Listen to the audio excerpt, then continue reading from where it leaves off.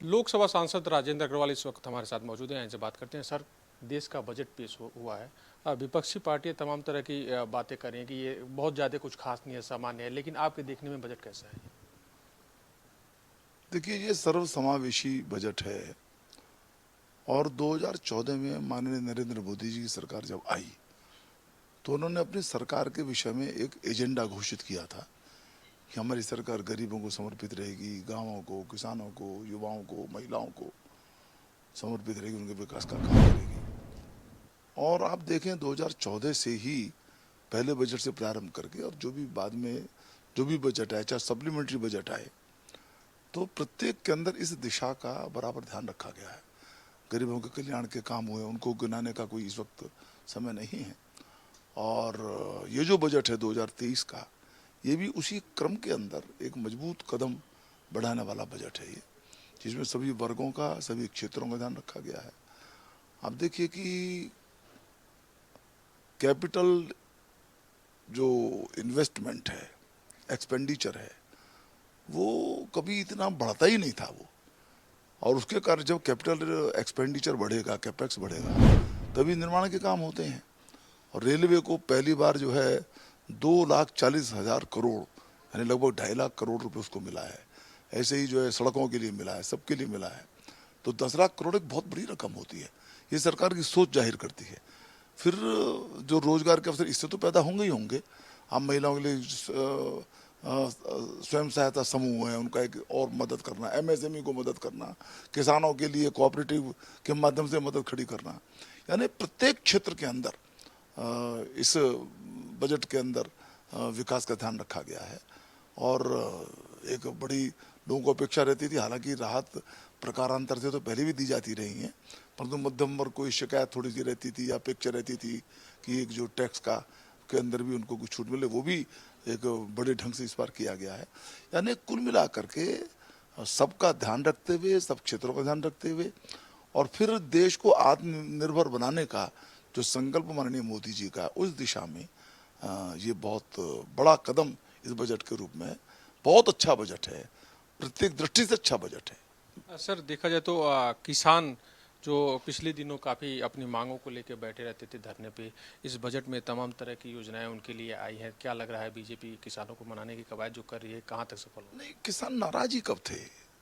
देखिए, इस बात को मैं बिल्कुल आग्रहपूर्वक कहना चाहता हूँ कि ठीक है, आंदोलन चला, कुछ लोगों ने उसमें से एक विषय खड़ा करने की कोशिश की, कानून वापस भी लिए गए, पर उसके और भी कुछ कारण थे। पंजाब भी उसका कारण था, मैं उसकी तफसील में नहीं जाना चाहता। परंतु कुल मिलाकर के मैं पश्चिम उत्तर प्रदेश से आता हूँ, मेरठ से आता हूँ।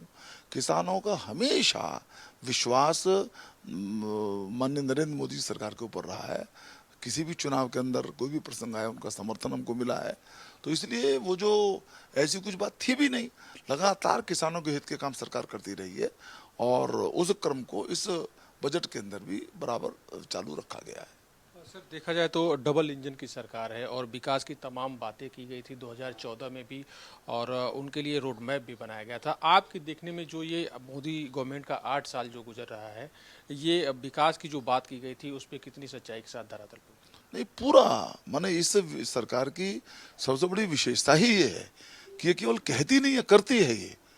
यानी आप ये देखें कि एक समय था कि 1 रुपये में 15 पैसे पहुंचते हैं, यहाँ डीबीटी के माध्यम से लाखों करोड़ रुपया किसानों के खातों में, आम आदमी के खाते में पहुंचा है। यानी ट्रांसपेरेंट व्यवस्था है। आज ईज ऑफ डूइंग बिजनेस भी है और ईज ऑफ लाइफ भी है, यानी सब प्रकार से दिखाई देता है। मैंने कहा कि उन योजनाओं को सबको मैं गिनाना शुरू करूं तो 1 घंटा लग जाएगा, परंतु चाहे वो जनधन योजना हो, उज्ज्वला हो, बीमा का कवच हो, या जो किसानों को के हित में उठाए गए कदम हो, यानी ऐसे सैकड़ों इस प्रकार के कदम हैं जिनका प्रभाव आज सामान्य जन तक दिखाई देता है। गरीबी की रेखा से ऊपर आने वाले लोगों की संख्या बहुत बड़ी संख्या है। 21% लोग जो गरीबी की रेखा से ऊपर आए हैं। तो इसका तो असर साफ दिखाई देता है। अब यदि किसी दल को, विपक्षी दल को ये ध्यान में नहीं आता, तो या तो उनके पूर्वाग्रह का ही परिणाम है। और मैं ये कहना भी चाहूँगा, आलोचना करें सरकार की, आपका हक है ये, परंतु यदि वो आलोचना गुणात्मक नहीं होगी, जिम्मेदार नहीं होगी, तो आपकी विश्वसनीयता कम होगी और आप अपनी भूमिका का ठीक से निर्वाह नहीं कर रहे होंगे। और मुझे इस बात का दुख है कि पिछले 9 साल में विपक्ष ने, खासतौर से कांग्रेस ने, अपनी इस भूमिका का ठीक से पालन नहीं किया है। सर देखा जाए तो यूपी में पिछले दिनों जिस हिसाब से धार्मिक ग्रंथ रामचरितमानस को लेकर के काफ़ी विवाद हुआ। समाजवादी पार्टी के नेता जो स्वामी प्रसाद मौर्य हैं, उन्होंने कहा कि रामचरितमानस की कुछ पंक्तियां ऐसी हैं जो पिछड़े वर्ग के लिए और महिलाओं के लिए उसमें अपशब्द की भाषा का प्रयोग किया गया है, उन पंक्तियों को नहीं रहना चाहिए। और रामचरितमानस की कुछ पंक्तियों को लखनऊ के अंदर जलाया भी गया। तो ये रामचरितमानस को लेकर के जो इस तरह की बातें हो रही हैं, इस पर क्या कहेंगे? देखिए, रामचरितमानस सामान्य जन की आस्था से जुड़ा हुआ ग्रंथ है और ये कोई पूजा करने वाली पुस्तक नहीं है जिसकी पूजा हो। कुछ लोग जैसे कुछ पुस्तकों की पूजा भी करते हैं, मैं उस अर्थ में इसको नहीं मानता हूँ।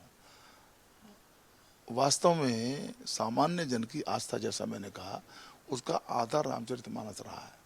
यहाँ से गिरमिटिया मजदूर गए, हजारों मील दूर भेज दिया उनको, कि वो मॉरिशस हो, कोई गयाना हो, फिजी हो। रामचरितमानस का छोटा सा गुटका होता था या हनुमान चालीसा होती थी, उसके आधार पर उन्होंने अपनी ज़िंदगी को संवारा। और रामचरितमानस आज भी आदर्शग्रस्त कैसा हो, राम के जीवन के माध्यम से कैसे हम लोग अपने समाज को बनाएं, परिवार को बनाएं, उसकी प्रेरणा देता है। और मैं समझता हूँ कि रामचरितमानस के अंदर इतने ऐसे उद्धरण हैं जिनका उपयोग किए बगैर कोई बात पूरी नहीं हो पाती है। चलिए, एक आध यदि आपको कुछ उसमें आपत्तिजनक लगता है तो आप कहिए, उतना बार कहिए, लेकिन पूरे के पूरे रामचरितमानस को आप उसकी अवमानना करें, जनास्था का उपहास करें, जनास्था का अपमान करें, ये उचित नहीं है। और मैं पक्के रूप में कहता हूँ कि इसका जो नुकसान है वो समाजवादी पार्टी को उठाना पड़ेगा और जनता उसको माफ़ नहीं करेगी। 2024 की बात की जाए तो तैयारियां अभी से शुरू हो रही हैं। क्या आपके देखने में क्या लग रहा है, इस बार 2024 में यूपी में क्या कुछ होगा? यूपी में हम लोग जो है 80 सीटें हैं, एक आध दो सीट कोई रह जाए तो रह जाए, हम सारी सीटें जीतेंगे और उसकी हमारी तैयारी है। भारतीय जनता पार्टी, हमारे प्रधानमंत्री जी, हमारे मुख्यमंत्री जी के नेतृत्व में, हमारी सरकारों के काम के आधार पर और हमारे कार्यकर्ताओं के बल पर आगे बढ़ती है, बढ़ेगी। और हम लोग उत्तर प्रदेश के अंदर एक अभूतपूर्व जो सफलता है, हमारा 73 का रिकॉर्ड है एनडीए का, हम उसको भी बेहतर करेंगे। मैंने कहा कि एक दो सीटें रह जाए तो रह जाए, तो सभी सीटें हम जीतेंगे।